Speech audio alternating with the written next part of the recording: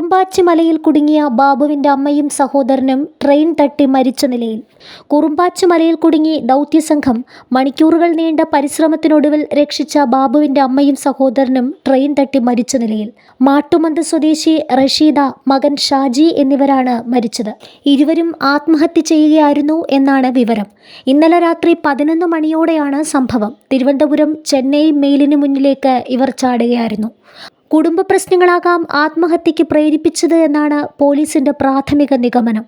2022 ഫെബ്രുവരിയിലായിരുന്നു കൂട്ടുകാർക്കൊപ്പം ചേറാട് കുറുമ്പാച്ചി മലയിലെത്തിയ ബാബു അപകടത്തിൽപ്പെട്ടത്. 3 സുഹൃത്തുക്കൾക്കൊപ്പമായിരുന്നു ബാബു മല കയറിയത്. എന്നാൽ കനത്ത വെയിലിൽ ക്ഷീണം തോന്നിയതോടെ കൂട്ടുകാർ ശ്രമം ഉപേക്ഷിച്ചു. പിന്നീട് ഇവർ തിരിച്ചിറങ്ങുകയും ചെയ്തു.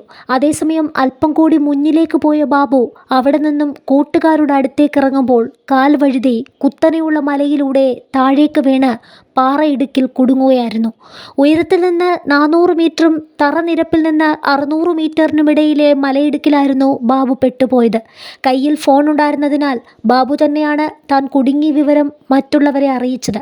കൂട്ടുകാർക്കും പോലീസിനും ബാബു കുടുങ്ങിക്കിടക്കുന്ന സ്ഥലത്തിൻ്റെ ഫോട്ടോ എടുത്ത് അയച്ചു നൽകുകയും ചെയ്തു. 45 മണിക്കൂറിലേറെ നീണ്ട രക്ഷാപ്രവർത്തനത്തിനൊടുവിലാണ് ബാബുവിനെ രക്ഷപ്പെടുത്തുന്നത്.